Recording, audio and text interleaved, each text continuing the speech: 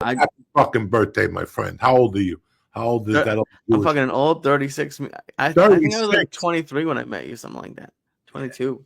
But you're That's still young, crazy. brother. That's good. Congratulations. You had a great weekend.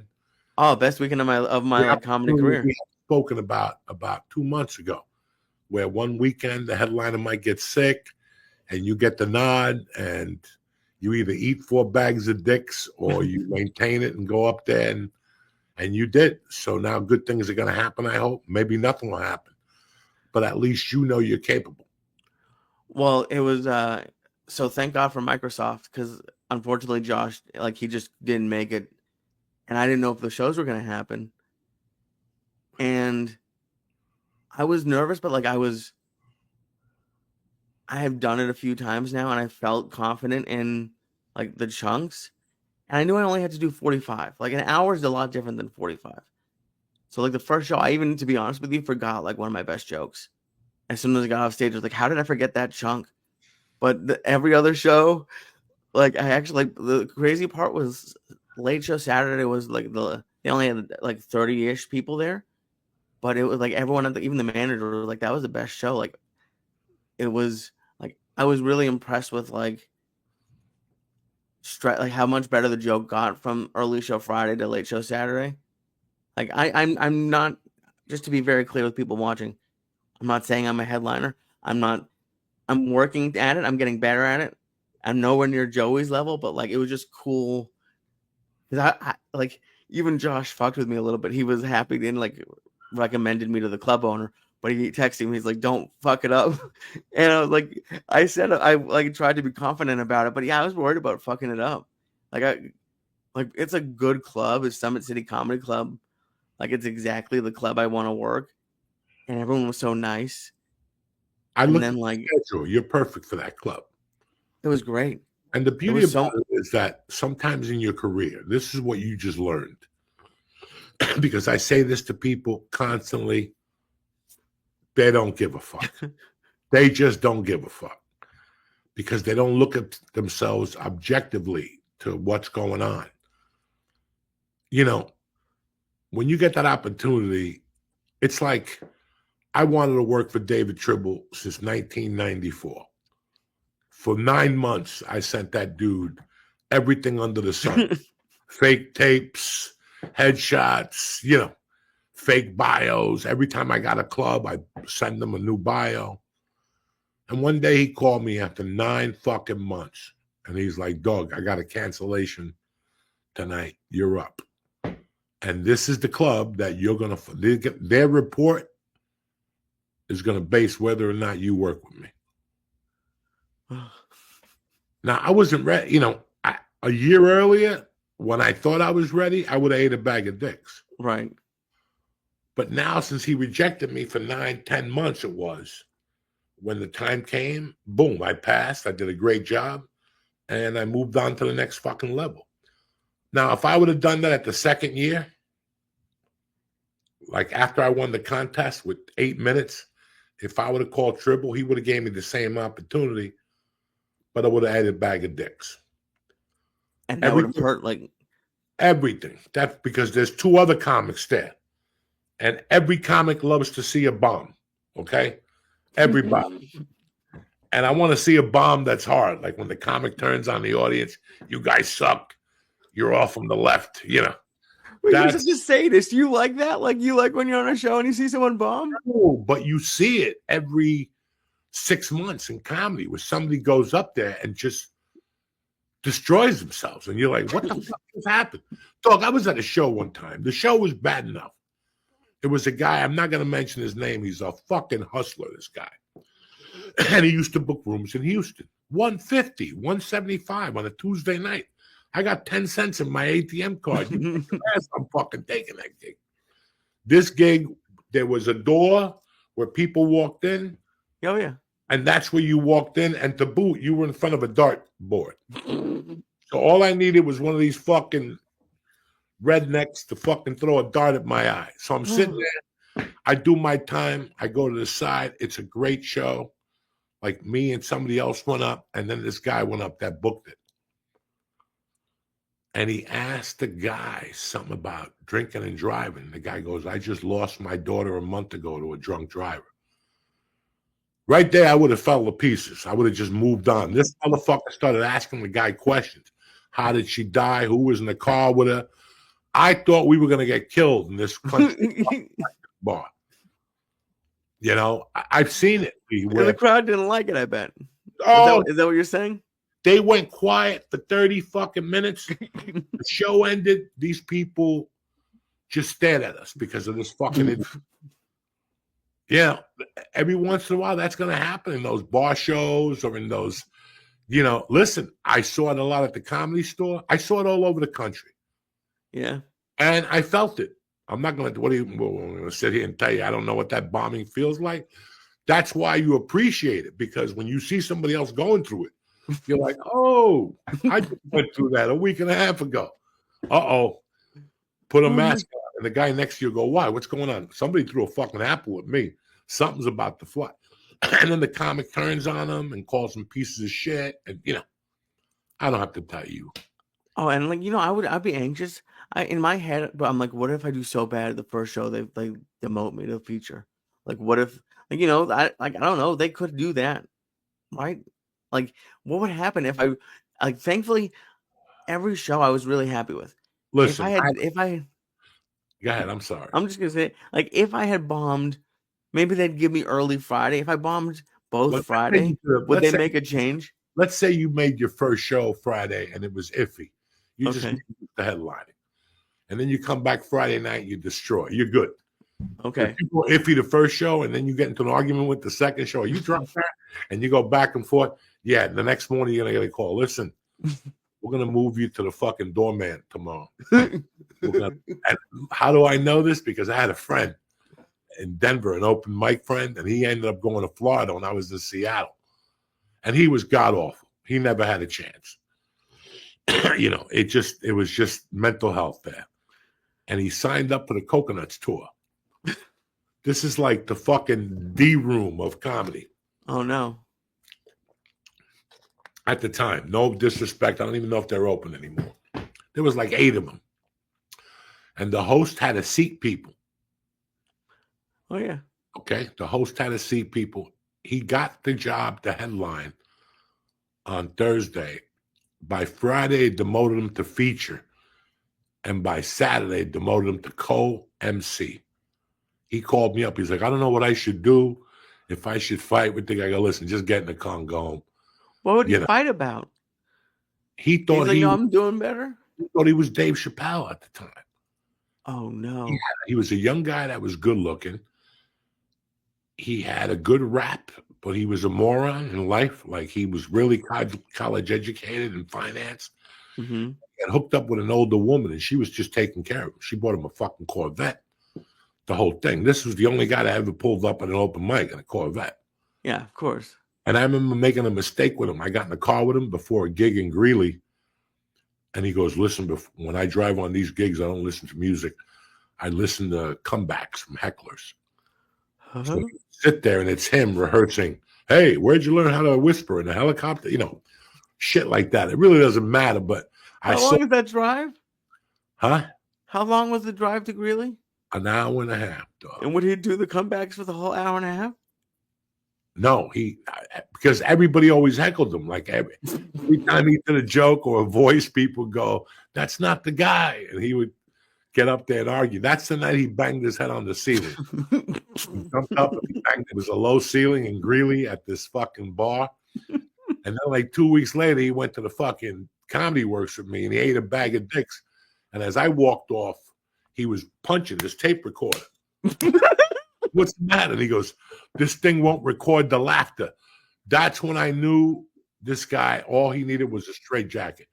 Like if I dialed 911, I knew somebody was going to come get him. They would go, we finally got him. Call Crime Stoppers for reward. He was out there. He was out there. His promo, Lee, was the best you ever saw. He was an open micer, and he had a 3-page booklet. About himself? Yeah. So this was like the cover. You opened it up, and in here was like a CD and a VHS. In here was a bio, and in here were all the characters he did. with different headshots and shit. No. It's mental health time. Did he have like a phone number for his agent, but it was just his phone number? Yeah, and he played a Chinese guy that answered the phone or some shit. It was, and I hope you think I'm kidding you. I'm not kidding you, man.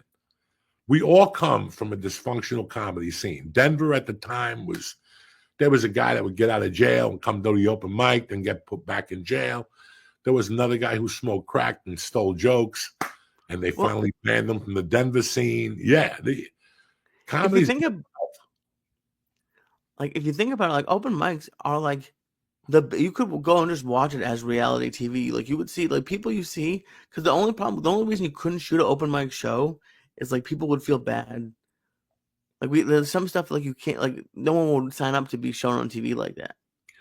They signed Maybe up they for would. Tony, dog. Yeah, but they're at least trying to be good. 3 minutes on fucking CBS on a Friday night to go up there and be outrageous. This could either sink you. You could either stay in Kohl's and keep shopping, stocking shelves, or this is it. Listen, a girl did Hot Tour, and she's everywhere now.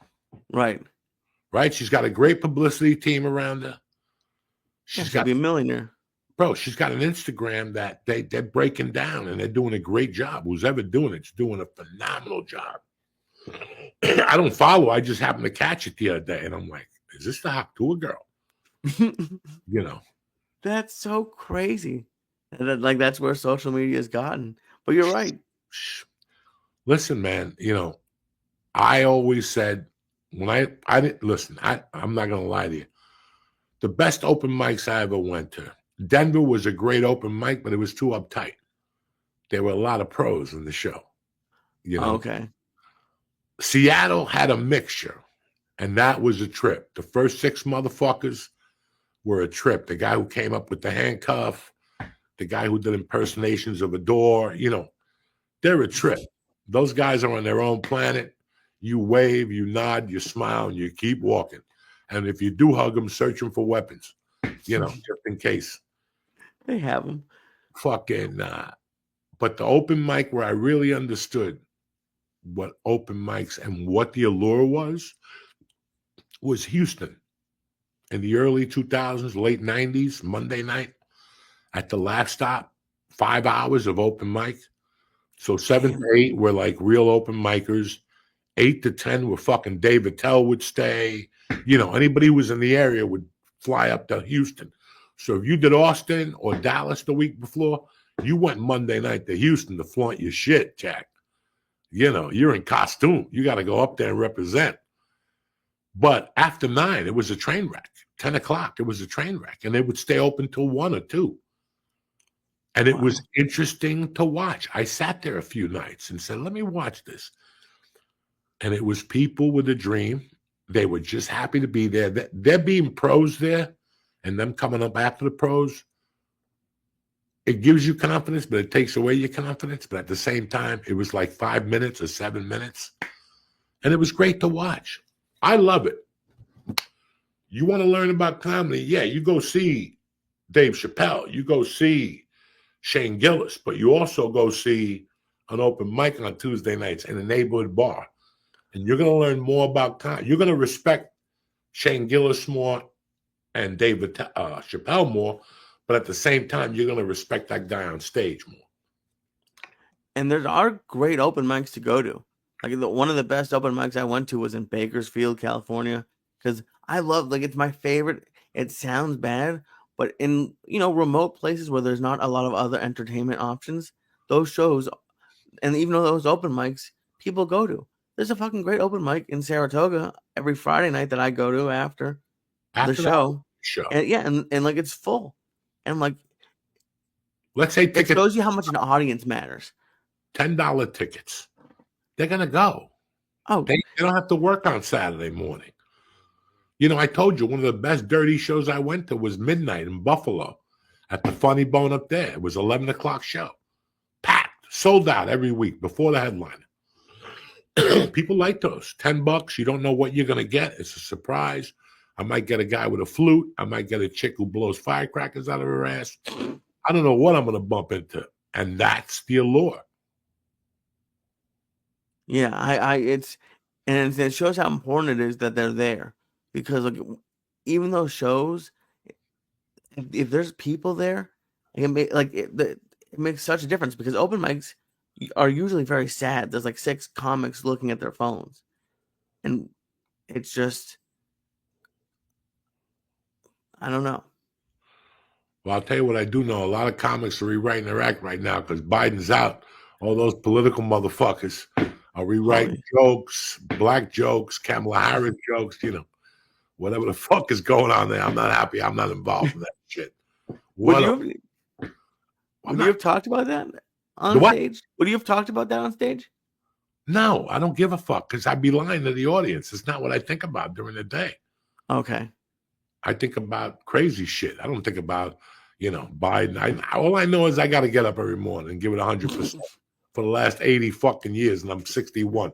So I've been kicking it since the womb, So it didn't matter who was president. I suffered. I fucking was broke. I was poor. I went to prison. What do you think? I don't even know who was president when I went to prison. You think it was his fault and shit because of a Democratic fucking judge or whatever? So to me, it doesn't even matter. After I got the felony, they're like, you don't have to vote no more. I was like, what? Not like I ever voted before. I gave my name to a few people, and they did what they did with it. I don't know who they voted for, if it was right or wrong. That's their business. You come to me now and go, but you voted in 82. That wasn't me.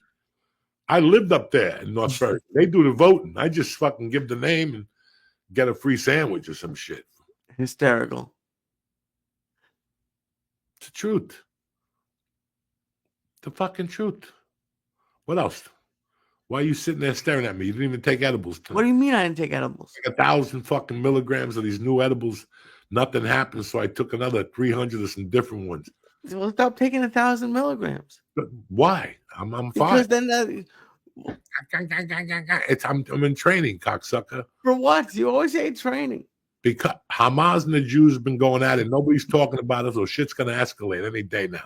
It kills me how there's a war. The Jews are fucking butchers. And all of a sudden now, nobody says nothing. The chick is going to be president. Nobody gives a fuck about Hamas, Palestine. Ukraine, they're over there fighting with one arm. They got one arm. And they're down to bullets and shit over there. But nobody. It's true, you do watch the news. They don't talk about it at all anymore. I don't watch a lot of news, but I'm just saying that, I watch the news to see Jews bombing people. Or that's what I want to see. That they brought food. They just took down the bridge. I know that. They took down the U.S. humanitarian bridge. They're like, listen, we can't do this no more. But now, Kamala Harris, so everybody's on Kamala Harris. And I don't think she's even going to run. I think they're going to throw a fucking billy goat at you later on. They're going to find like a nude picture of Kamala Harris, and then they're going to fucking, trust me, something's going to happen here. It's a crazy motherfucking world, Jack, and you're just a part of it. Let's get this cocksucker started. Hey, what buddy. up? Happy birthday, cocklicker. Thank you, buddy. You're it back. Was fun. I know. Birthdays are always fun, unless you're blind. You can't see the cake. You can't see the candles. Those poor blind people are like, what did I do? This is like the one thing they have is podcasts. It's like it's always for them. It's all audio. You're like, well, I don't know. I'm Listen, being silly. I'm joking. And remember, it's Tuesday the 23rd. My political views do not reflect on me. I don't give a fuck. So if you're going to hold my political views against me, I don't know what to tell you. I don't give a fuck. I just report it as I see it. I'm not like these fucking people. We're here. Who gives a fuck? Bums, all right? 174, he's getting his dick sucked. The other one's 80, he's retarded.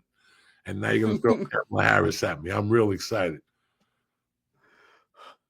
And I don't think anyone stands a chance against Trump. I'm not saying I like him or would vote for him, but it's like, isn't it? It looks like, wasn't there a movie where like Chris Rock ran for president or something, but they picked him to lose? Is it Pootie Tang? No, it was like head of state. That's what it was called. And they picked him, and he was supposed to lose. Like it feels like she's just supposed like they're finding someone who just to lose to him. Chris Rock wants to smoke crack.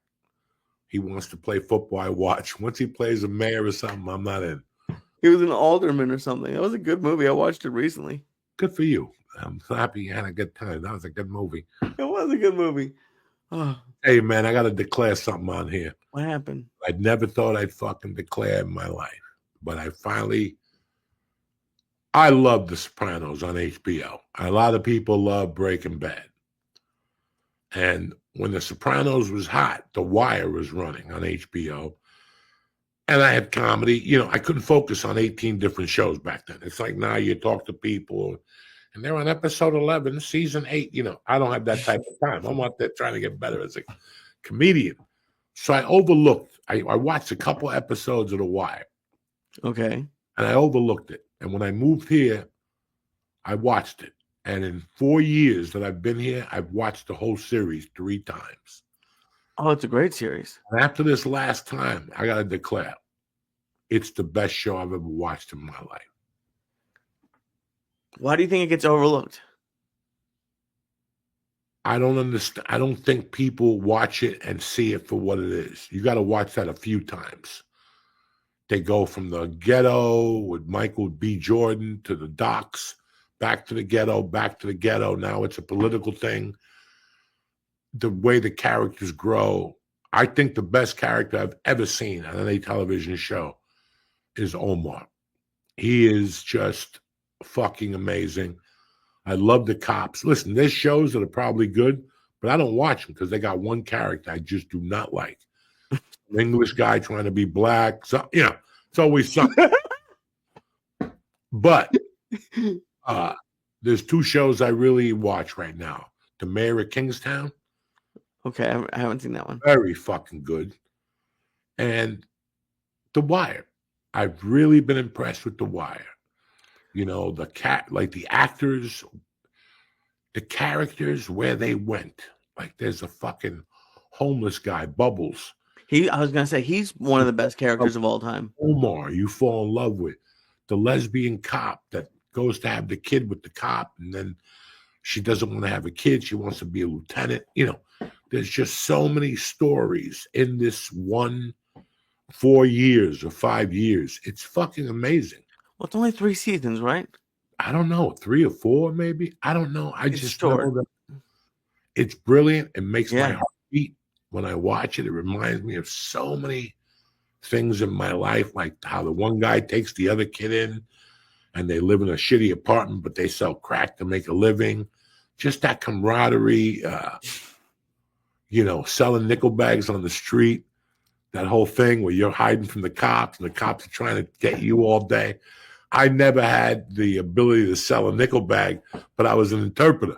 So I would fucking go down and interpret for the Cuban refugees, you know.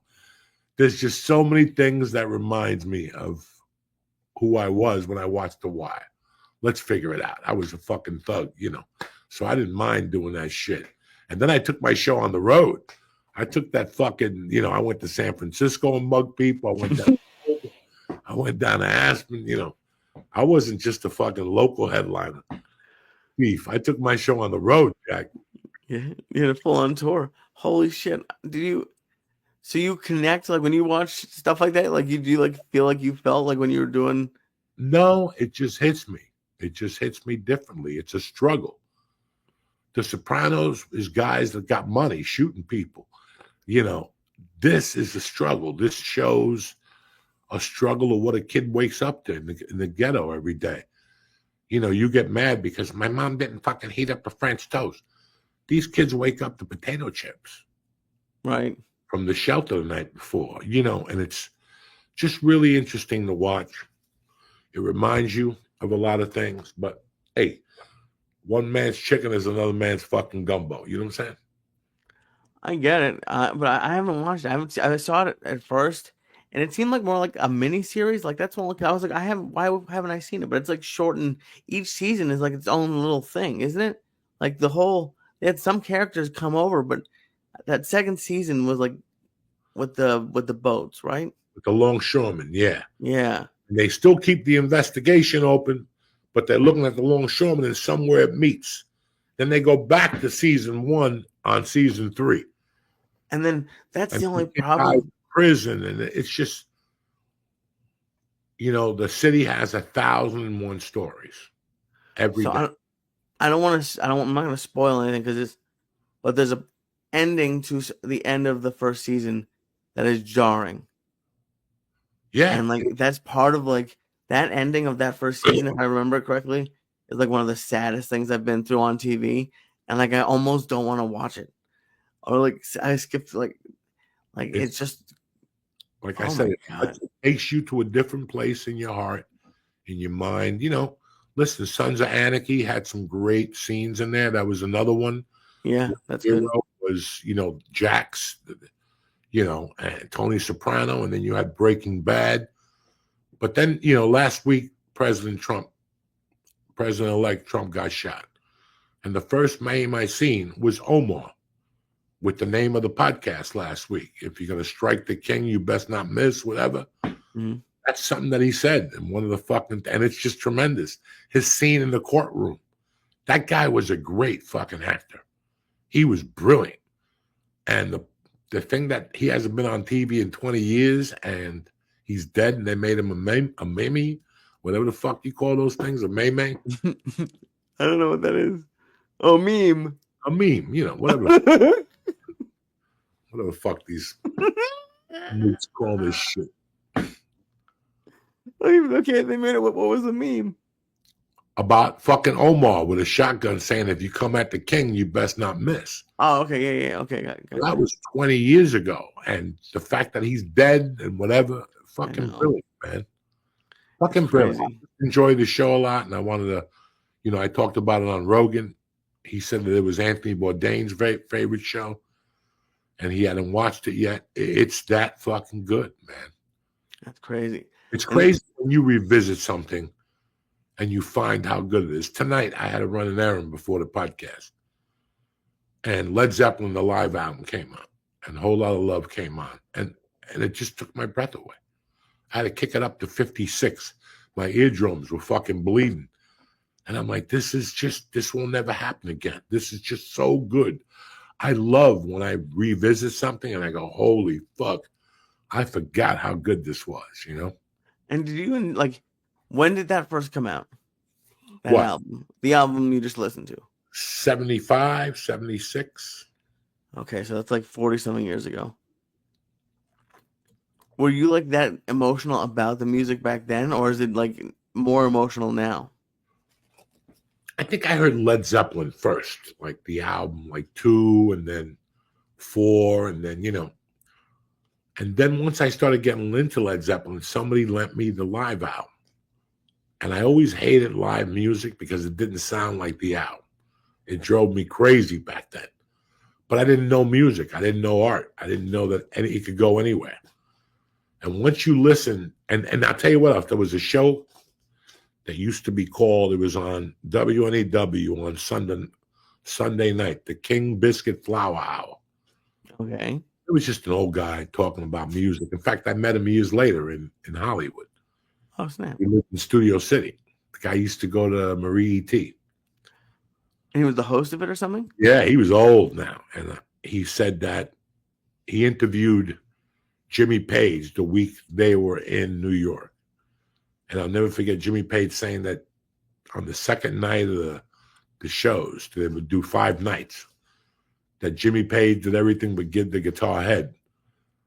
So I never forgot that. And when I got an opportunity to listen to it, I listened to it with a little open. It wasn't me. I was like, it's too out there. Now I think it's one of the greatest albums ever made because it shows Zeppelin's versatility in 75. They only played, I don't know how many songs, but each song was 40 minutes, 30 minutes, 20 minutes. You're like, what the fuck? And they improvised. And I always love to improvise somewhere in the middle of stand-up because once you got them, if you go out there improvising, it's something different. But if you go out there fucking killing and then you switch it to improvising, it's a great night for everybody. So here's the only thing that I did okay, like trying to do something about Fort Wayne, but like the jokes I had before that were like, should I do jokes before the jokes about the city? Jokes about the city. Yeah, like I try to always talk about the town a little bit. Like No, you want to talk about the town first. When you go up Okay, there, so I am doing that, and it goes okay sometimes, but it's not as good as my jokes. no. But at least they know you're paying attention. It's great to be to this town. I love Fort Wayne. I love the black guy that stands in front of the gas station with the ukulele. Bam! You got him. You got him. That's I it. love that. With Can I get away with saying it, man? whatever. Everybody else sees it and they don't say it because they live in the town. Right. Okay. To a comedian, a Jewish comedian, to come from out of town to say, why is that Indian standing in front of a gas station all day with a fucking cigar? Bam. It's weird. I never talk about being Jewish. I'm always a little bit worried. Nah. And people They haven't been know, mean, but they why have pulled back when I mention it. Why tell them what they know? Tell them something you don't know. Right. Something I don't know about you. And then if you want to visit the Jews and Hamas, you can do whatever the fuck you want. I don't give a shit about that. It's but if you go out there and throw your nationality out. If I'm Chinese and I go out there and talking about being Chinese, right. There's no fucking surprise here. I know you're fucking Chinese or one of those knees, Japanese, Korean. You're one of those motherfuckers. Filipino, where you don't got a suntan. That's why I like Filipinos, because you know exactly what they are. They're Chinese with a little dark skin. Everybody's happy, and they got a Spanish last name. You know what I'm saying? So it's all great. No idea. Yeah, a lot of Filipinos have Spanish last name, but with the pilot to Bombardier. Pilot the Bombardier. But I didn't think you have a train track near your house. You don't think I have a what? Do you have a train track near? I don't remember being there. Look, I got deer outside my window. I got a raccoon. His name is Rocky. Yeah, I got problems. I ain't got no trains around here. They're like, okay. Wait, that's you. That was not me. Okay, who knows? Who gives a fuck about a train? Why you got to cut me off for, cocksucker? I'm sorry.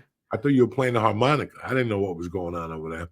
But yeah, you know, you relate. And listen, people don't notice a lot. And some people don't do it well.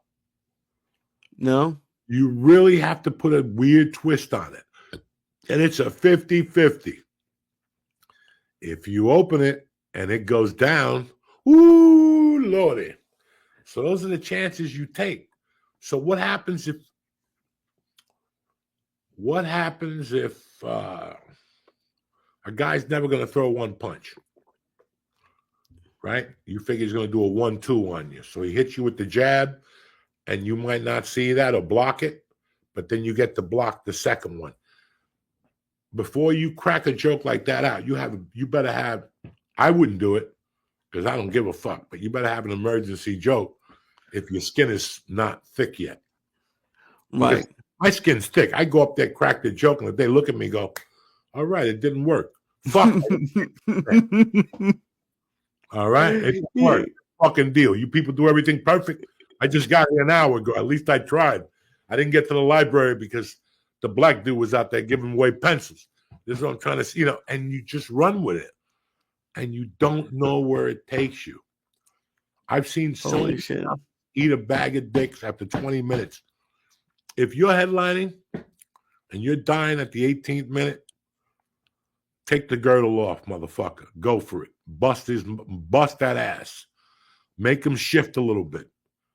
Make them shift in their chair a little bit. How do you do that? By fucking throwing heat at them, lighting them on fire a little bit. Well, are you blind? Why are you looking at me like the one eye? Whatever. I don't give a fuck. Anything from the norm. That's why you enjoyed yourself for the night with the 30 people. Right. 30 people is a beautiful number because at the end of the day, the biggest audience and average you play for is 30 to 40 people. If you write the numbers down every night, right? You go to an open mic, there's 18 people. Right. You open up for Josh, there's 180. Big fucking difference. That number's going to go down. And then, you know, but you'll notice you're about 30 to 40 people a night. That would be great. I hope if you come, I just want people to know I do the podcast side, but like I actually am a pretty good comedian. I'm working really hard. Brother, but let me say, 3 people from my Patreon reached out. Really? One guy sent me a Facebook message that he drove 3 hours to see you. No, I wish you told me. You know, you got people that are in your corner. That's awesome. I appreciate all of them. and you're not there showing me a gold watch. You're not there flying on a private jet. You're not there trying to be something you're not. Just trying to be a headliner. And people know this, Lee. Your honesty, people know this. You know, and here's the gift. You said you had a great, it was so funny when you said it. I was kind of high. You told me that there was 30 people and you had a great show. Like I say, Yeah. you average your best. You know, when I got to the store, Doug, 40 people was Thursday night. Tuesday, Wednesday were 28, 14. By the time I got on, I would just need 3 people to go on to get paid. To get a $15 check, I would need 3 people to sit in the audience. Even if it was a comic, I would drag them in. Those are the nights I learned the most, Lee. I didn't learn the most by killing every night in the fucking theater or killing every night in the comedy club. I was doing comedy in the early, mid-2000s. It wasn't like now. There was not a big boom on comedy then. The Comedy Store was not popular. We were number 3 on the charts. Of all the comedy clubs? Wow. Yeah, people go to the Improv first. Then they go to Sunset, the Laugh Factory. Only people who were comedy enthusiasts in those days would come to the Comedy Store. But I still remember going to Houston and doing a show for 30 people and him saying, this is great. And then a year later, a buddy of mine went down there from the store.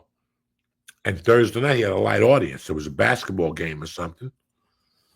And this kid got a standing ovation with like 38 people. And he goes, I've only seen you 2 guys do that. I go, now you see the magic of the Comedy Store. In those days, 20 people were a fucking party. Oh, yeah. So 60, 80 people, forget about it. I'm at the 4th wall with a ukulele. You know what I'm saying? Right, absolutely.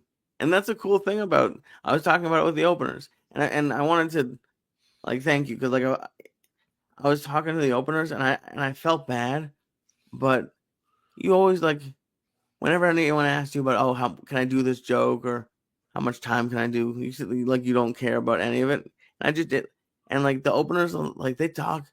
Like, there's obviously a lot of cool comics out there, but there's a lot of people who, like, are not mean to the openers, but, like, restrict them or, like, tell them they can't do things. And they want to go rank because they got nothing else going on in their life and they got 1 fucking credit.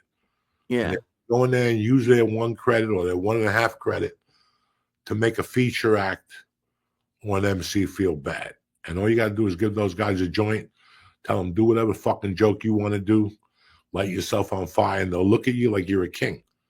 Yeah, it was crazy. It was fun to get to do it. What do you want me to say? Just say Joey Diaz. That's it. Really, bro? And then they go up there and they put their twist on it. Sometimes I get mad. Sometimes I don't. I know it's flattery and I know they got to sell. But I just told you just to bring me up as Joey Diaz. I don't want you to get tongue twisted with credits. Now, when I was an MC, I used to get abused all the time, Lee. By who? Loser comics, losers that would come up to me and go, okay, and now these guys had no credits. At the end of the day, when you sat them down and go, bro, when were you on Seinfeld? Remember the episode with Don Herrera? I was in the car. I was an extra. You weren't on Seinfeld. He said he just watched it get filmed one day.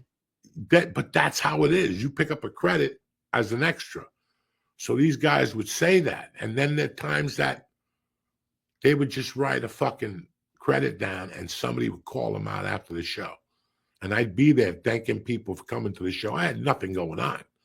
But I would listen to their conversations. Do you have anything big going on? Yeah, Hollywood called. No, they didn't. Why are you telling these poor people that in this fucking church gig? You know, those old people that come up to you, you're very funny. Do you have anything going on in Hollywood? And they're like, yeah, they got nothing going on in Hollywood. You know, then they treat the other comics, the club owner. Bro, I've heard of comics that won't go in the green room. Why? Because they're too cool. They want to sit in the car with sunglasses on and wait 5 minutes before they go on stage. And you got to bring their food out to the car. I've never encountered that. That's wild. Level-headed comics, because there's a lot of people that are like fucking, you know, they got a manager's job. This is the best job they'll ever have. So they hold on to it and pull rank like it's their business. And at the end of the week, they don't realize eventually they're going to get fired from fucking McDonald's. Right. You know, they take it too seriously. I always remembered I was a fucking ex-felon. Always. That was always in the back of my mind. No matter how excited I get, I'm a fucking prisoner of war. You know, what am I going to pull strings on this kid for? Now, there's people you work with that are fucking outlandish, and you want to pull them aside, but then you go, da, da, da, da, da. It's just one more show. If I say something to him, he's going to get argumentative. But this guy, if he keeps doing what he's doing, he'll get thrown out of 3 clubs. Really? For just being bad? For not being good. When you're an MC in a feature, you're being watched and you're there to study. A lot of people confuse that with the partying and shit. Now, you're going to go, Joey, but you're the biggest cokehead in the world. Correct. I always waited till I got off stage. Then the hijinks started. And then I got at the bar and I fucking snorted and I met women. You know, that's what being a comic is for. You didn't sign up to be a comic to be a fucking Christian. That's what all these people don't understand. Not everybody is cut out to be a comedian. Okay, that's why there's more doctors than whatever the fucking stat is. But at the same time, they look at a comic like to be a voice of reason. None of us are voice of fucking reasons. If you knew what we did in the beginning, you wouldn't even talk to us. The shit we had to put up with, the women we bumped into, you know, whatever. So what the fuck? You know, we're just comedians, man. We just put our pants on one leg at a time. You know, that's how I feel. And like, speaking of that, like, I'm sorry, buddy, you broke up for a second there. That's how you feel about what? Go ahead, I'm here. Okay. So like towards the end, like when you were like headlining before your wife, obviously, like would you like hook up with women a lot on the road, or did you focus more on like getting rest after, like, or were you partying every night? My first thing was to get coke. Mm-hmm. That was always the plan. Okay. To coke, and then whatever happened, happened. If I had to go home and snort coke by myself and jerk off, that was fine. If I had to fucking, you know, meet a victim and her tell me no, that's fine too. If, you know, I didn't look at it that way. I wasn't sexual. I'm not a fucking heavy, good-looking sexual icon. You know what I'm saying? I'm not known for slinging dick or any of that stuff. So I knew I wasn't always good at that. So why make the situation worse? You got a girl that wants to hook up with you, hang out with you, and snort coke, leave it at that. Maybe suck her titties, tell her you love her, call her back when you come back to town. You know, I don't know. When you see comics that are hooked on women, their careers go somewhere else. If you're doing comedy to get laid, it's going to catch up to you. And comedy is not going to be how you end up. Because eventually you're going to knock up 2 of those bitches. Okay? And that's not cool either. But I met comics that's what they like. I can name 3 comics that you know that do comedy for women. And now you'll see why there'll be feature acts till they're 95. Got it. The club knows it. Everybody knows it. The waitress will come back and say, Joey Diaz has been here 5 minutes. He already hit on me. Wow. And these guys don't change. They got into comedy and realized how easy it was because they were good looking to get pussy. But those guys they get too caught up in it and they disappear on their own. You'll hear from them 4 years later. They live in Vegas or something like that, Michigan. And they hooked up with a girl and that's where they are now and whatever. But they got 2 kids and listen, it's your life, Lee, on the road. Obviously, in today's capacity, if you sleep with women, they're going to dog you on the internet or whatever because, these guys turn on you like anything. But let's face what stand-up comedy is.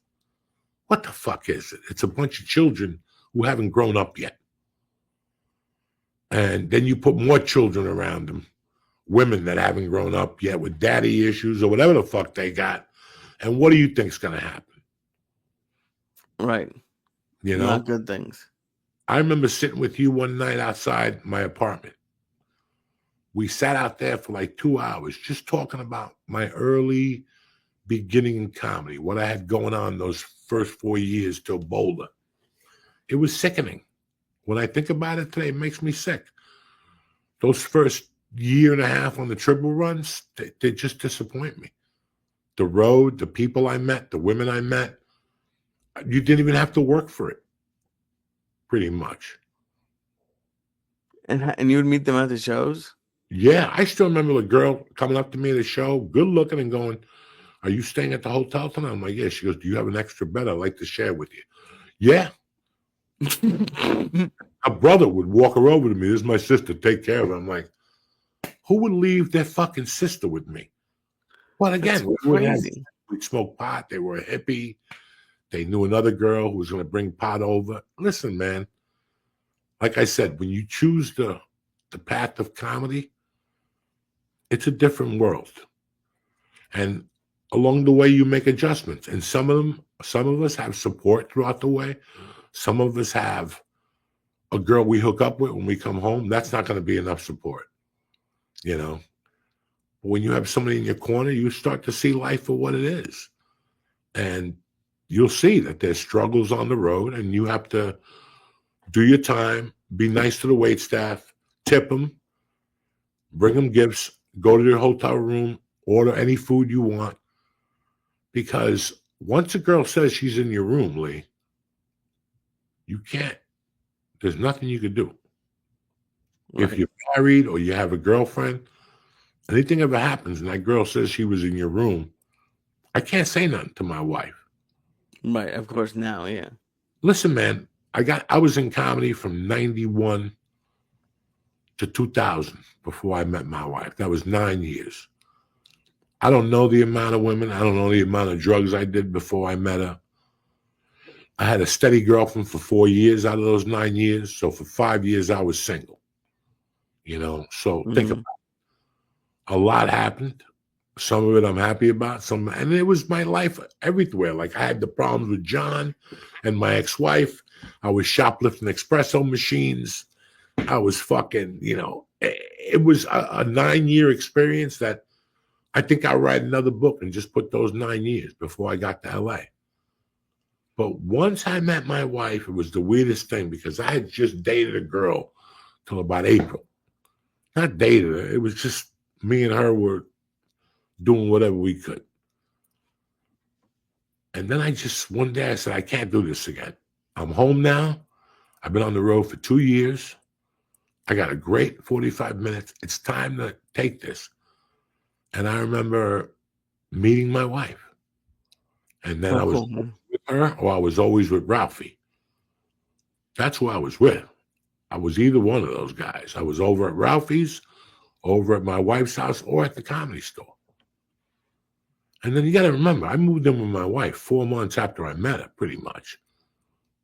I don't know what, you know, when people look at that, that's why people could do whatever the fuck they want. I never wanted to break my wife's heart because she was very sweet and very nice. And at one point in the relationship, some girl at the store, a waitress, said that she was there one night when I hooked up with a girl.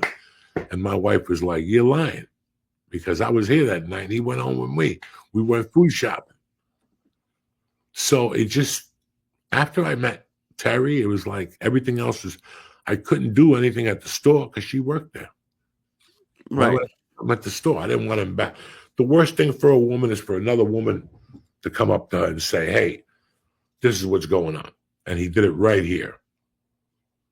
Right. So you never do that to her, yeah. Whatever. It wasn't worth it to me. What she was offering me at the time, I was 37. She was 30. I had everything I wanted with her. So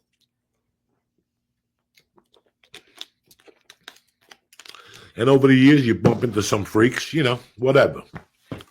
But like I haven't been in a strip club in 3 years. No? When I first got here, I was bored. I would go to my buddy's strip club. Then it got shut down. And one day I go, well, maybe I'll go back up there. And I'm like, I don't even feel good looking at naked women. There was a girl up there that scared me every time I went up there.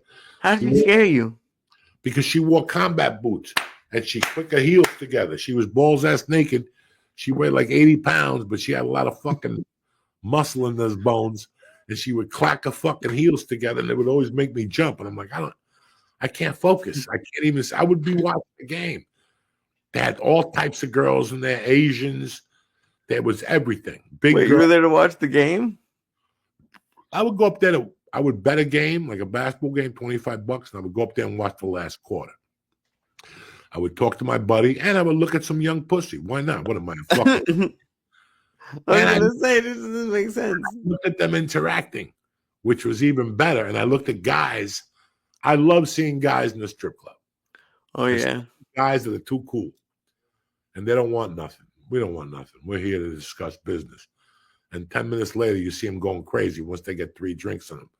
You know, I love all that shit. But the reason I like that club the most was because there were Cuban girls. There were a bunch of Cuban refugees. And I'd go in there and I'd give the girl like a $10 fucking singles, and she'd talk to me for 20 minutes about Cuba and what was going on there. Believe it or not. Believe it or not. In Spanish? Yeah, I would talk to her in Spanish. She was telling me that they would fly supplies to Cuba every Friday by Teterboro Airport, and that she could take me to Cuba. Her family could take me to Cuba. They live in Miami. Dog, it was on. I was thinking some fucking great thoughts, but then I was like, man, I get caught in Cuba with no protection. I go to jail for 30 years. Nobody can say shit. Who's going to save me on the island? Steve McQueen is dead. You know what I'm saying? Jesus Christ. But real quick, we got a UFC this weekend. We got a great card. We're going to take a breather. I'm going to talk to you about DraftKings and the options they got and how much fun this weekend's going to be. And then we'll come back to wrap this motherfucker up. I'll be back in 10 seconds. We're back, bitches. Don't forget, big UFC card. Baseball is big, but I'm going to tell you, all you got to do is bet Oshani or Judge to hit a home run. Okay. Every 3 games, and you're a winner. You're going to win $20 a night. You know, Ohtani's crazy. What's that? Ohtani's crazy. Bro, last night when it was Boston 3-0, my buddy called me. He was like, yeah, I'm watching the game. It's 3-0. I go, where they playing? He goes, LA. I go, you know what? I don't trust Ohtani. He can hit you from anywhere. And then it was 3-2.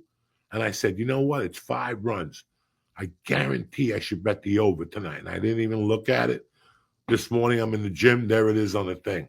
They won like 13-6 or some shit. It went over like a motherfucker. You know what I'm saying? He's just like a crazy person. And then like that. Do you ever think if like that gambling thing was like he's just so good that he just paid his buddy to like take him? That's a Yakuza. Anything could happen. I could be wrong. I've been wrong before. You know, he's such a big attraction for the Dodgers now. Anything's possible. I hope that's not it. I hope I'm wrong because I really like him as a baseball player. He's so good. Yeah. You know, it's like a video game. I know if I was him, he's a big motherfucker and he's young. I'd have 18 Japanese women waiting for me every night in those fucking hotels. Yeah! Doing karate, the whole thing. Karate, judo, making sushi. I'm in. Eating ass with sushi in it. You know. Have you ever done that? No, I never. What do you think? I eat ass at a sushi restaurant? There was that restaurant close to the Comedy Store. Right. And they were a sushi restaurant for a while. Since I was in LA, they have been everything. I went to them when I signed with my first agent. He took me there for breakfast. That place was everything. A breakfast place, an Indian place. But anyway, towards the end, they made it a sushi place. And one night a week, they would eat the sushi off the naked lady. They would have like an Asian one and like a blonde. And you go down there. I don't know if they'd let you dip the sushi in that wasabi ass, but I would try it. You know what I'm saying? Put a little wasabi in a muffler and throw that little yin-yang sauce in there with the wasabi, a little taste of the fucking pubic hair from the asshole. It might be something different. Some people like caviar, some people like pubic hair. It's all whatever the fuck you think you like, Syatt. I never went to one of those places. Choo choo, ka-choo. You know what I'm saying? But you'd rather go eat a conveyor belt with dirty fingers and God knows what on it. Me, I'll go eat some dirty fingers, but it's from some blonde's asshole that has fucking a piece of Philly roll in there, some shit. You know what I'm saying? Jesus. What, do you have cities where like were the most fun? Do I what? Do you remember like cities back then when you first started, like that you started to do your first like shows where you were headlining? Yeah, I had a ton of great cities I went to. Like my first round of what I would do is go to cities that I wanted to do something in. Okay. So the first city I really wanted to go to was Detroit because it was the murder capital. When I was younger, I wanted to go check it out, and I fell in love in Detroit. It was great. And then I ended up in a room in Baltimore. All right, for Okay. 2 weeks at a shot. That club is long gone. And then those were my first two that stuck out. And then Tribble had some runs that obviously, you go back a second time within like 6 months. Every town, I'll never forget one thing about my early years of comedy. One thing I was really pleased with was I really liked the traveling and where I was going. I wasn't going to places that people spoke about. Those are my favorite places. And at the end of the day, those will always be your favorite places. Oh, they're the best. I don't know why. Because I always said to you that some of the best coke I got was in South Dakota. This was filled with Indians and white people. I go to the one restaurant that has a Mexican cook. He comes out to mop the floor, and I go, bro, you got a cousin where I get some shit from? Next thing you know, I'm at his house eating Mexican food, and his cousin's there weighing cocaine up for me in South Dakota in front of his sister, his wife, and I'm like, only I could bump into this. Now you're going, Joey, it's a drugstore. I used to go where Evel Knievel jumped. I would go there and eat lunch and watch where he jumped. how do you meet these people? I would go to Cleveland and go to the Rock and Roll Museum. I went to all those places just to go to those places where I wanted to go to. And then I went to places that I didn't know anything about, like places in Montana that till this day I'm happy I went there. I love that shit. The big cities, you go there once or twice. Everything you do, you're locked in with 20,000 other people. When you go to like Nebraska and Colleen takes you for lunch and you go to like a place that's 22 people in there and 8 of them know each other. And people are saying good morning to each other. And they give you a hearty meal with bread and salads. And it costs you $18. And you're like, wow, this is fucking great. And then you say to yourself, man, I could live here. Then you stay there the second night and you see some of the more people in the town. And you're like, I don't think I'll move here, but I'll keep coming to town. There's a bunch of those places. And I still remember saying to myself, you meet all these people that try to be debonair and they talk about Europe, France, and Spain and Montego Bay, and they sound to be so cool. I think this is cooler. What I'm doing is a lot cooler. I'm meeting real people. Yeah, there's a lot of cool people. Like even like the people who work at the clubs. Like being there the whole weekend, you get to to meet people and you meet.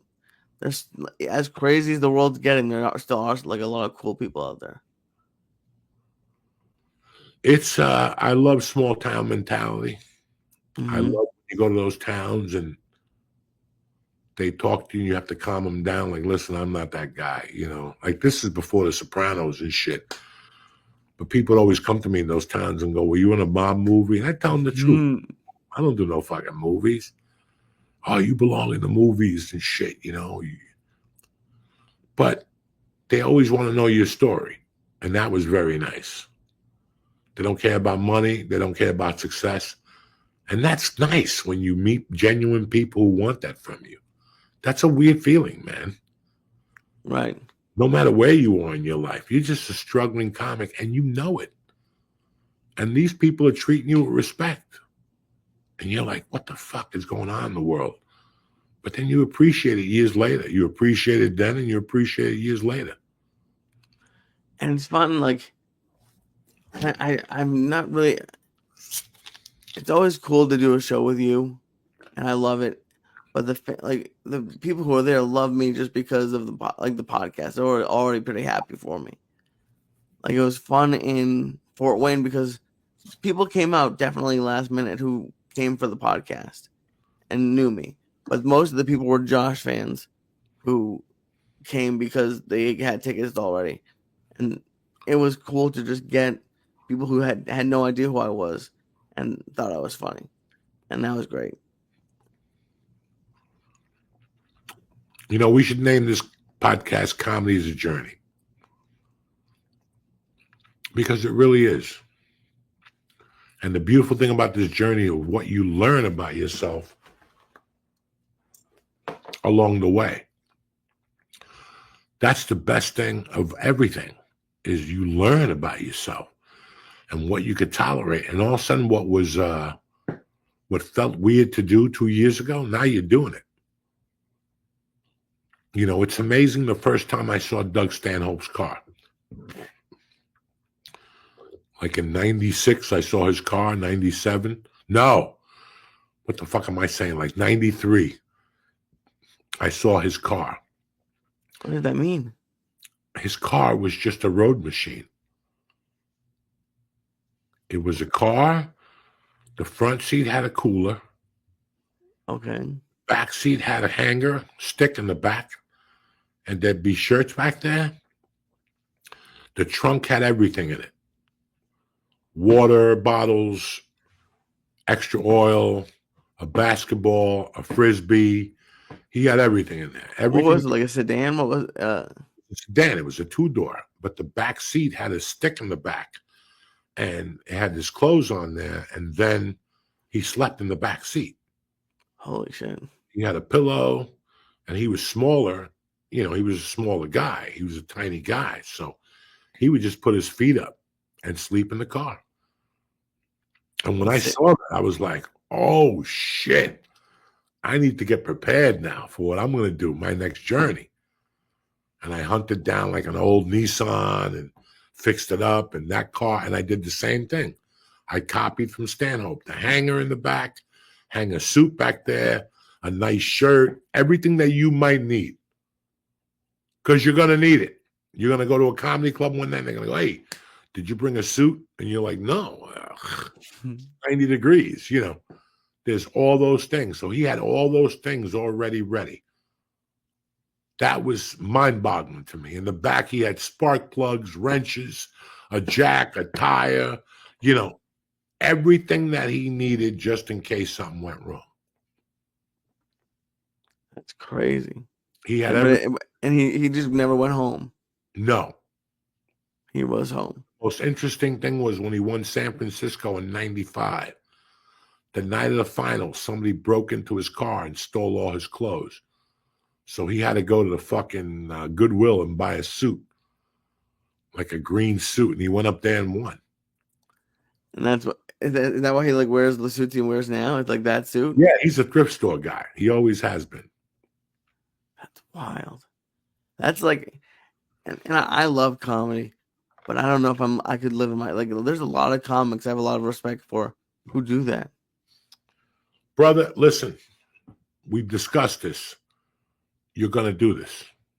I'm doing it. I'm just. There's going to be a night you're going to call me and go, there's no hotels. Oh, that's different. The guy, no. There's nights you're going to call me and go, dog, they want $180 for a hotel. All I need is a 3-hour nap. Oh, yeah, I'm definitely cheap. I would do that for sure. Over on the side behind the hotel, take a 3-hour nap, wake up, go to McDonald's. It's open 24 hours, get an Egg McMuffin, an orange with the coffee, and you're out and fucking running, my friend.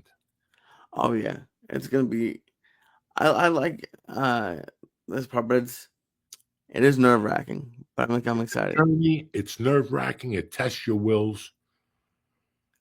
It really shows you, like, you think when I met people and I was doing comedy for 15 years, at least for me, 15 years, I had a movie. Okay? What does that mean? By 2006, I was in Spider-Man 2 and fucking The Longest Yard. So it wasn't a waste of a 15 years. Got it. saying. What about those guys? You know, how do you think I felt at the 20-year mark? I had nothing going on for me. Right? At 20 years, no, it was starting to. It took 20 years for the needle to start moving. And I see all these young comics now trying to do like videos and interviews and racial stuff, like to identify. They're never going to sell tickets that way. It's going to introduce you to an audience, but to really win over an audience, you have to give them a piece of yourself. And that's what's good in today's comedy world, that through podcast, people get to see you, you know, and they get to hear your opinions and how you speak and blah, blah, blah. So now people have an idea who they're going to see, you know, Right. who they watch. 20 years ago, people went to a show. You probably have one YouTube tape on there. Right. You know? They didn't have an idea unless you were on a TV show and they went to see that character. See, if you were Boomer in a show on CBS and you did great on that show as Boomer, people are going to go watch you as Boomer. When you go up there and talk about you ate some black girl's ass, they're going to look at you and go, well, we've never heard this dialogue before. I mean, luckily, you've only been a couple of people mad. So this podcast let people see you. Podcasts let people see you. YouTube lets people see you. So now people know what they're going to see. That's why when people get mad about an act now, I go, that's bullshit. You had every opportunity. You could even go on your phone and look at them in YouTube. Everybody's got YouTube as the app. Right. So this is a fucking journey, Lee. This is what nobody seems to tell you when you first join. They don't add that word to it. Yeah. Sometimes people ask me, like, why do you do a show here? Or and it's, I honestly think it's like you have to do it. Like, I wouldn't have been ready for the last weekend if I hadn't done like not weird shows, but shows in the middle of nowhere. One of the people on Patreon, I explained to them that I was not surprised that this is happening. Why? Because I'm only taking credit to helping you in one way, and that's by bringing different comics in front of you. Oh, yeah. I saw every comic. And you got to hear their story, especially somebody like Ralphie May, who you identified with. You really enjoyed Ralphie. I love Ralphie. Yeah. Bert, Tom, Ali Sadiq is doing great now. He came on the podcast 8 years ago and destroyed it. You know, it's great to see. Like, look at the church and look at Andrew Schultz when he came on the church. Right. You're different. You're gonna fucking die. When he was a baby when he came on, when we had him on there, you know. And you were around these guys. Right. You know, Jimmy Florentine's son is in camp this week, basketball camp. And I told him before he left, I go, listen, they're going to throw a lot of information at you. It's a lot of information in 5 days. I don't care if you're 12 or you're 30. That's a lot of information. But if you could take one thing from each experience, one thing, Lee, hold the microphone with your left hand. Lee, you know, because there's constant things I could tell you. If you join the boxing class, every time you come to class, I'm going to go, Lee, you're not picking up your left heel. After a month, you'll pick up your left heel, but now you're not bringing your hand back quick enough. You're focusing on the heel. He's going to catch you with the jab or whatever. I'm just making shit up here, guys. I don't know nothing about boxing. But with stand-up, it's you catch yourself. You know, you have to really be open. And you took the best. You took one quality from all those comics. And that's brilliant. You didn't even know. You would call me a week later and say, man, that's weird about this guy. He lived in a shoebox for a month. You know, it either made you hate the guy or like the guy.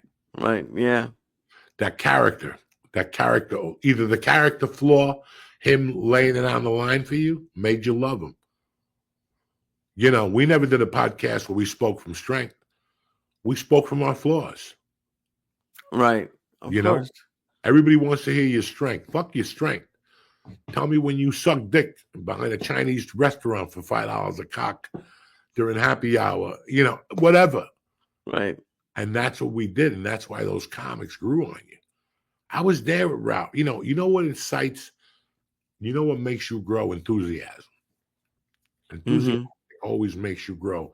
Even when you bomb, if you're enthusiastic about your set, at least it comes over like you give a fuck.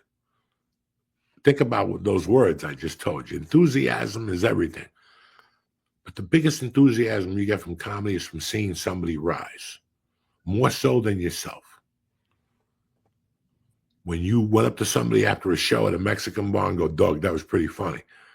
And they're like, "Yeah, you work out at the Improv. Yeah, you're at the Laugh Factory." And all of a sudden you start meeting, and all of a sudden you start going to his house. And all of a sudden one day he gets a call, man, from NBC to do something. And a week later, he's a household name. But you were there before anything. You know what I'm saying? Right. 6 out of 10 comics, because of insecurities, he's a fucking douchebag. He didn't put me on the show. Where a guy like you would go, "Bro, nothing but success for you. If you need anything, you need a joke, whatever you need, I'm here." And there's a lot of comics who can't do that from the heart. That's real growth. When you see a friend of yours growing in front of you, and then it's been a year and you're still fucking doing Aunt Paisley's underwear on Wednesday night for the small 50, that'll inspire you and make you enthusiastic. And bro, enthusiasm in this business is what makes you grow. If you come out and I can read how enthusiastic you are being here, fuck. I'm taking a ride with you. I'm sucking your dick afterward. I'm buying a t-shirt. I'm taking a picture. I'm going to fix you up with my mom. You know. Yeah, and I don't even have any merch or anything like that yet. But No. We're not talking about merch, Lee. Oh, I know. We're not being funny right now. We're not Right. talking about merch or anything like that. We're just discussing the journey. We're discussing how people need to slow up. You know, people see all these kids on Netflix and shit, and then you start questioning yourself. When is my ship coming in? Your ship's coming in.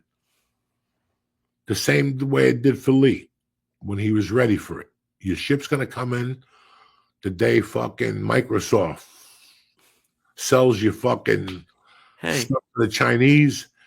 Josh can't get there. You get the nod and you perform. This is anxiety was right. I flew in the night before because I get so nervous flying in day of, and like anxiety was right. It got me my fucking chance. It was awesome. Well, anxiety paid off. The early bird gets the worm. We always went in on Thursday nights, right? Checked in, got a nice dinner on Thursday, smoked a couple joints. Now you're there for Friday.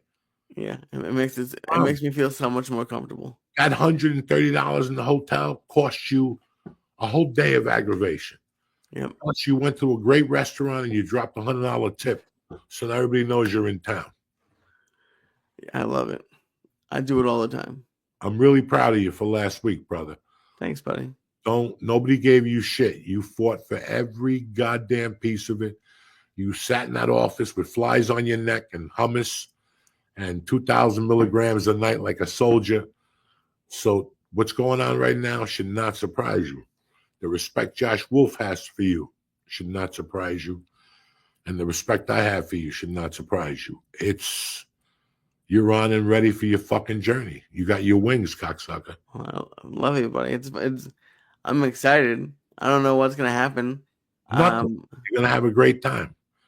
You're a free bird. Everything that you wanted came into place. And now it's your turn to fucking navigate this. I'm too old. This is your game now. I'm living vicariously through you. I'm your assistant to the assistant to the assistant manager. Let's see. Well, I'm making moves in New York for you. I'm so excited to get to. Okay. I guess can I say it? I guess yeah. By the end of the year, I'll be in New York full time. It's gonna be. I'm like, dude. This is like even before comedy, since I was like 6. New York has been a dream. Here I am drinking Coke Zero like a fucking mort, like I'm losing weight every fucking day. Yeah, I love Coke Zero. Lee, it has been a pleasure to sit behind the scenes and watch you grow. It really is. It makes me want to cry. It makes me want to, but I know why you did it. And Lee, tell these I didn't call a club for you. I didn't do nothing. I didn't sign up to fucking make it an easy path for you. I taught you the first 3 years and make you do edibles. I put blindfolds on you. You still make me do edibles before the shows. What do you mean you do? I had Ralphie torture you. I had Josh torture you. Oh, yeah. Oh, man. I had Eric torture you. I've thrown so many obstacles at you. And listen, it's been a fucking pleasure. So my last couple of years in LA, now my memories changed a lot. Because you were sitting there like an old Jew paying attention, taking notes. And that's what a good old Jew attorney does, my brother. Have a great week. Where are you at this week? You didn't tell me nothing. I didn't tell you yet. On Friday, I'm at the Comedy Scene in Foxborough. And Saturday, I'm at McHugh's in New Hampshire. All right. What time of show? Are you headlining both of them or you're part of an ensemble? I'm featuring at the Comedy Scene and at McHugh's. And then August 29th at 9:15, I'm doing a show in New York at Rodney's. I'll have the link on my Instagram. What's the date on that? It's August 29th. Okay. It's Thursday, 9:15. I'm sorry? That's a Saturday night? I thought it was a Thursday. Let me check. Fuck. I know it's the. I'll be out of town. Before you. Yeah, it's a Thursday. The reason why I started this podcast late was because my brother called me from Delaware to ask me some dates. And I was like, God damn it. Now you're telling me all the dates. I am happy. I'm making it to the Gracie barbecue. Oh, shit. Nice. 24th. I'm happy about that. But I got nothing going on. I'll just be here next Monday with you talking about fucking what we do best. Stand up. Right.